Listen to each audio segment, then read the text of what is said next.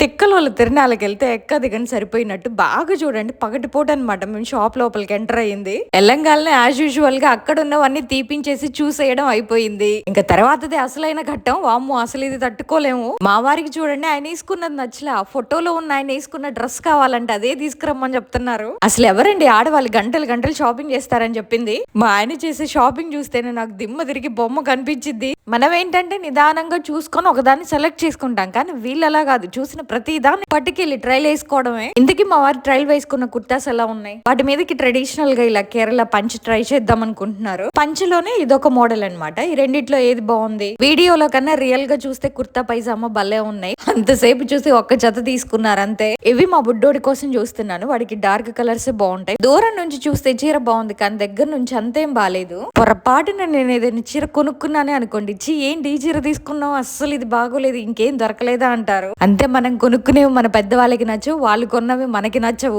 ఇందులో ఒక శారీ తీసుకున్నాను కానీ ఇది నా కోసం కాదు. మనం కొందక్కడ 4 ఐటమ్సే, కానీ మన బిల్లు మాత్రం మామూలుగా మోగలేదు. అందుకే బ్యాగ్ కూడా ఇస్తున్నారు. సరదాగా బిల్ ఎంత అయిందో గెస్ట్ చేసి కమెంట్ చేసేయండి. ఏంటక్క గుడ్ న్యూస్ చెప్తానన్నావు, అసలు విషయం చెప్పకుండా అన్ని చెప్తున్నావు అనుకుంటున్నారా?